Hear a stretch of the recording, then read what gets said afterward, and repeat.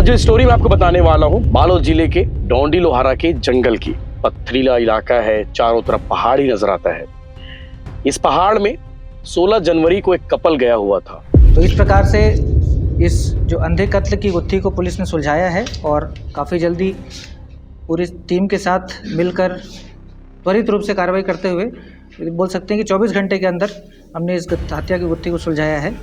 आरोपी से ऐसा पानी में रहे हो कुछ दूसरा सामना हो रहे करके सब करत रेस करते हैं। इस केस में एक प्रेम है, इस केस में शक है, इस केस में एक सेक्स है, इस केस में नशा भी है। ये सारी चीजें जो है एक रिलेशनशिप को खराब कर दी और 3 जिंदगियां तबाह कर दी।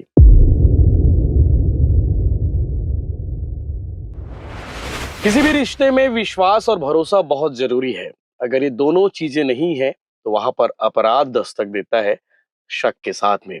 शक होता है, अपराध दस्तक देता है और उसके बाद कोई ना कोई क्राइम जरूर होता है।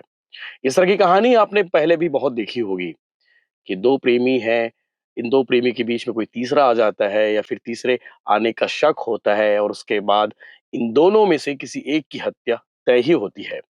इतिहास गवाह है, आप बहुत सारी क्राइम स्टोरी देखेंगे, उनमें यही चीजें सामने आती है। आज जो स्टोरी मैं आपको बताने वाला हूं बालोद जिले के डोंडी लोहारा के जंगल की। गुरामी नाम का एक गांव है और ये गांव चूंकि काफी इंटीरियर जंगल में बसा हुआ है। पथरीला इलाका है, चारों तरफ पहाड़ ही नजर आता है। इस पहाड़ में 16 जनवरी को एक कपल गया हुआ था। नाम है नेमी चंद साहू, 30 साल इसकी उम्र है, जो इस केस में हत्यारा है। और लड़की का नाम यानी कि महिला का नाम है कमला राजपूत, 34-35 साल इसकी उम्र है। 10 साल पहले इस महिला की शादी हुई थी दुर्ग के रहने वाले एक लड़के के साथ में। शादी के कुछ दिन तक साथ में रही और उसके बाद अपने मायके चली गई। शायद रिश्ते में कहीं कोई खटास आ गई होगी। सब कुछ ठीक चल रहा था, अपने मायके में थी महिला, चूंकि बालोद जिले के पारस का मोहल्ला है, वहां की रहने वाली थी। तभी 5 साल पहले नेमी चंद से इसकी मुलाकात होती है। रोजी मजदूरी करने के लिए दोनों साथ में जाते थे। बातचीत होने लगी, बातचीत के दौरान इनके बीच में प्रेम प्रसंग हुआ और सब कुछ ठीक चल रहा था। क्योंकि नेमी चंद इस केस में शादीशुदा नहीं है, उसकी अभी तक शादी नहीं हुई थी और नेमी चंद को लगता था कि कमला की उसकी जिंदगी में आ जाने से शायद जो पार्टनर की जो कमी थी वो पूरी हो गई है और नेमी चंद कमला के साथ में शादी करना चाहता था। लेकिन शायद कोई वजह थी कि कमला हाँ नहीं कर रही थी। 16 जनवरी को भी ये दोनों साथ गए थे। 16 जनवरी को दोनों बाइक उठाए और उसके बाद बालोद में शराब लिए। शराब लेने के बाद ये जंगल की ओर चले गए डोंडी लोहारा के। दूर दूर तक कोई नहीं, दोनों साथ में बैठे, शराब सेवन किए और शराब सेवन के बाद इन दोनों के बीच में सेक्स भी हुआ। दोनों ने संबंध बनाए। पुलिस की प्रेस रिलीज में इस बात का जिक्र है।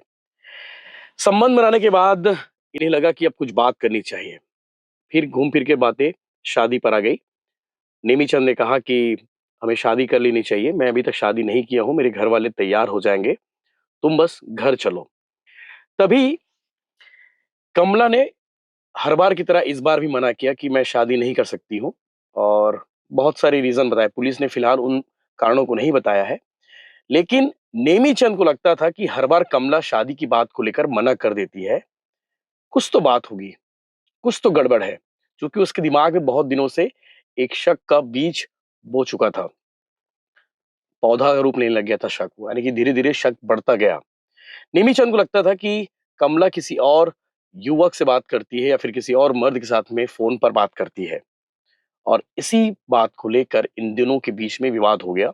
उस दिन भी पहाड़ी में, जंगल में इन दोनों के बीच में इसी बात को लेकर विवाद हुई कि आरोपी कहता रहा कि तुम्हारा किसी और के साथ चक्कर है और इसीलिए तुम मुझे धोखा दे रही हो या फिर मेरे साथ घर नहीं चल रही हो। इन दोनों के बीच में काफी विवाद हुआ। विवाद के दौरान मारपीट हुई और उस दिन नेमीचंद ने ठान लिया था कि रास्ते से हटाकर मैं जिंदगी में आगे बढ़ूं। नेमीचंद काफी होशियार था। घटना वाले दिन मोबाइल लेकर वो नहीं गया था वारदात को अंजाम देने के लिए, अपने मोबाइल को कहीं और रख दिया था। मारपीट हुई। मारपीट होने के बाद उसने गला दबाया और गला दबाकर उसने मार डाला। तब तक गला दबाया रहा जब तक उसकी सांस नहीं टूट गई। कमला छटपटाती रही और उसके बाद उसकी मौत हो गई। मौत होने के बाद 50 मीटर तक कमला के शव को नेमीचंद घसीटते हुए लेकर गया और उसके बाद जो है पत्थर के बीच ले गया और उसके बाद पत्थर उठाया और सिर पर उसके कुचल दिया ताकि कमला की पहचान ना हो सके, कमला कोई जान भी ना पाए। हालांकि जंगल इतना इंटीरियर है कि वहां लोग बहुत कम जाते हैं। लकड़ी बीनने वाले लोग, जो अमूमन गाय चराने वाले लोग होते हैं, वही जाते हैं। पिछले कुछ दिनों से उस जंगल से, उस इलाके से जो लोग गुजरते थे, उन्हें स्मेल आने लगी। ये बदबू धीरे धीरे बढ़ने लगी। गांव वालों को लगा कि भाई कुछ तो गड़बड़ है। पास में जाकर देखे, बहुत सारे पत्थर रखे हुए थे और उन पत्थरों के नीचे में एक लाश पड़ी हुई थी। चेहरा छत विछत था, सड़ी गड़ी लाश थी। लाश, बॉडी सड़नी शुरू हो गई थी और बॉडी सड़ने की वजह से बदबू बहुत भयानक आ रही थी। अमूमन देखा जाता है, मैं भी कई बार क्राइम स्टोरी में मौके पर जाता हूँ, जब सड़ी गड़ी लाश होती है तो बहुत स्मेल आती, इतनी स्मेल आती कि आप सह नहीं सकते। गांव वालों ने बिना देरी किए बालोद पुलिस को सूचना दी। बालोद एसपी तक बात पहुंची, योगेंद्र पटेल तक, और उन्होंने बिना देरी किए एक टीम का गठन किया और जांच के निर्देश दिए। पुलिस सबसे पहले ऐसे मामलों में टैटू देखती है, कहीं कोई निशान तो नहीं है। सबसे पहले कोशिश करती है कि भाई पता कैसे चला जाए। आसपास के इलाके में सूचना दी गई। फिर पता चला कि बालोद की रहने वाली कमला राजपूत, जिसकी उम्र 35-36 साल है, वो लापता है पिछले कुछ दिनों से। उनके परिवार वालों को बुलाया गया, परिवार वालों से पूछा गया। परिवार वालों ने बताया कि साहब, एक शख्स है जिसके साथ में कमला की बातचीत खूब होती थी और कई बार आना जाना लगा रहता था। हालांकि घर आना जाना नहीं था, लेकिन दोनों साथ में देखे जाते थे। बालोद एसपी के निर्देश में टीम जो बनी हुई थी, उन्होंने कहा कि भैया ठीक है, जांच करना चाहिए। उस एंगल से जांच की गई क्योंकि प्रेम प्रसंग तो नहीं था, क्योंकि महिला अपने पति को छोड़कर आ चुकी थी। पुलिस की टीम पहुंचती है नेमीचंद तक। तब तक नेमीचंद ने बहुत सारा काम खत्म कर दिया था। 24 तारीख को लाश मिलती है और पुलिस ने इस 24 घंटे में इस केस को सॉल्व किया है। पुलिस जो है सबसे पहले नेमीचंद को पकड़ती है। नेमीचंद से पूछताछ के लिए बुलाया जाता है। नेमीचंद बातों को घुमाता है कि साहब, मैं तो बस उसको जानता था, लेकिन हमारे बीच में ऐसा कुछ नहीं था। मैं क्यों मारूंगा भला, इस तरह की बातें वो करने लगा। पुलिस का शक तो बहुत नेमीचंद पर ही था, क्योंकि नेमीचंद की बातों पर भी पुलिस भरोसा नहीं कर रही थी, क्योंकि कई बातों को गोल गोल उसने घुमाया। पुलिस ने क्रॉस चेक किया, वहां पर वो फेल हुआ। और पुलिस ऐसे मामलों में सबसे पहले कॉल डिटेल खंगालती है। कॉल डिटेल खंगाला गया, पता चला कि कमला की अक्सर बातचीत नेमीचंद के साथ होती थी, लेकिन घटना की दिनांक और घटना के बाद की जो डिटेल थी, कॉल डिटेल या फिर कॉल लोकेशन फोन का, वो दुर्ग बता रहा था। अब आपके मन में सवाल होगा कि भैया दुर्ग कैसे लोकेशन बता रहा था, ये भी आपको बताता हूँ।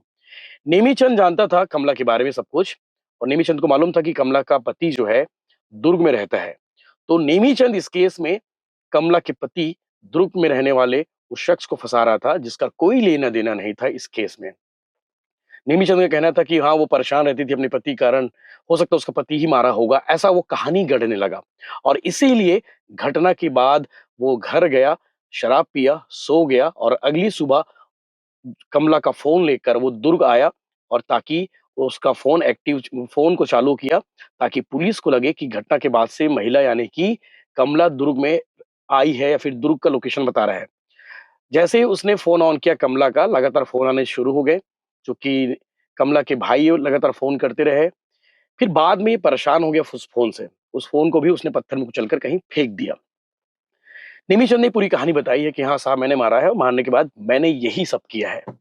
आखिर में वो टूट गया और टूटने के बाद बताया कि कमला का किसी और मर्द के साथ में अफेयर था और वो लगातार किसी और मर्द के साथ में बात करती थी, मैंने देखा है, ऐसा उसने कहा। पुलिस ने इस एंगल से भी जांच की, क्या वाकई में कमला किसी और मर्द के साथ में बात करती थी। तो पता चला कि कमला सिर्फ और सिर्फ नेमी चंद के साथ ही बात करती थी। इस केस में कोई तीसरा था ही नहीं। सिर्फ सिर्फ एक शक था जो नेमी चंद के दिमाग में था। नेमी चंद को यही लगता था कि कमला का किसी और मर्द के साथ में अफेयर है, लेकिन उसका शक गलत साबित हुआ। बेचारी कमला इस केस में मारी गई। सोचिए, सिर्फ एक शक था। अगर वो बातचीत करता तो शायद चीजें ठीक हो सकती थी, लेकिन नेमी चंद ने एक भी बात नहीं मानी। उसने अपने शक की बुनियाद पर उस महिला की हत्या कर डाली। इस केस में एक प्रेम है, इस केस में शक है, इस केस में एक सेक्स है, इस केस में नशा भी है। ये सारी चीजें जो है एक रिलेशनशिप को खराब कर दी और 3 जिंदगियां तबाह कर दी। अब नेमी चंद सलाखों के पीछे में है। आगे आप सुनेंगे एसपी साहब ने और क्या डिटेल दी इस प्रेस कॉन्फ्रेंस में। मेरे सहयोगी संजय सोनी ने इस को कवर किया है। फॉरेंसिक टीम पहुंची, पुलिस की टीम पहुंची, डॉग स्क्वाड पहुंचा। वहां पे शव को देखा गया तो लगा कि शव लगभग 8-9 दिन पुरानी लाश होगी, मतलब उसकी मृत्यु 8-9 दिन पहले हो गई होगी, जैसा कि बॉडी के डिकम्पोजिशन से लग रहा था। उसके बाद फिर जब महिला का पहचान करने के लिए सभी हमारे जो थाना प्रभारी के ग्रुप होते हैं, थाने के ग्रुप होते हैं, साइबर प्रहरी जो ग्रुप होते हैं और बीट सिस्टम का अपना ग्रुप है, उन सभी में जब ये इन्फॉर्मेशन बताया गया कि महिला की बॉडी है अज्ञात है और उसमें कुछ पहचान, जैसे कि उसके महिला के राइट हैंड में KR लिखा हुआ था, तो उसको जब हमारे गुम इंसान से मैच किया गया तो थाना बालोद का गुम इंसान नंबर 8, उससे उसका जो विवरण था वो मैच हुआ। मैच होने के बाद फिर हमने महिला का CDR का अवलोकन किया। CDR में कुछ सस्पेक्ट हमारे आइडेंटिफाई हुए। उनके CDR का अवलोकन करने पश्चात जब हमको ये लगभग प्रूफ हो गया कि ये आरोपी हो सकता है, तो हमने आरोपी को जो संदिग्ध था उस समय, उसको हमने अपने गिरफ्त में लिया। गिरफ्त में लेने के पश्चात जब उससे पूछताछ की तो उसने पहले तो मना किया, फिर अच्छे से पूछताछ करने के पश्चात उसने एक्सेप्ट किया कि उसने महिला की हत्या की है। महिला की हत्या का कारण उसने बताया कि वो दोनों जान पहचान के थे, मिला करते थे।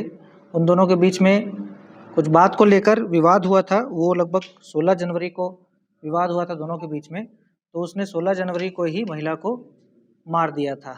मारने के लिए उसने पहले तो महिला का गला दबाया था, फिर फाइनली उसने पत्थर से महिला का सिर कुचल कर उसको मारा था और उसकी आइडेंटिटी छुपाने के लिए भी सिर को ज़्यादा कुचल दिया था, जिससे कि महिला की पहचान ना हो पाए।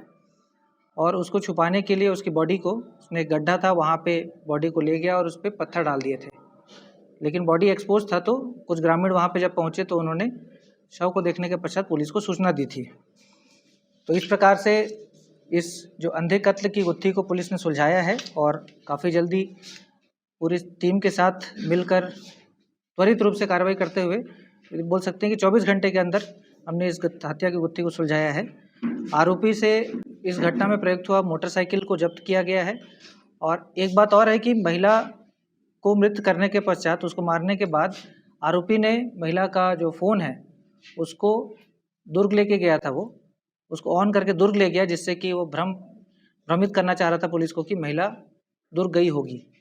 तो उसने दुर्ग में जाकर फ़ोन को ऑफ़ किया था और उसको तोड़ दिया था वहाँ पे। तो हमने वो मोबाइल फ़ोन भी जब्त किया है, जिसको आरोपी ने दुर्ग ले जाकर तोड़ दिया था। इस प्रकार से मोबाइल फ़ोन जो महिला का था उसको जब्त किया हमने, मोटरसाइकिल जब्त किया है, जो पत्थर महिला को हत्या करने में यूज़ हुआ था उसको जब्त किया है, और साथ ही साथ पूरी टीम ने अच्छा काम किया। इसमें विवेचना जारी है। हमने आरोपी को भी अरेस्ट किया है और उसको आज रिमांड पर भेजा है। भाई मर्डर का करेस, मर्डर का करेस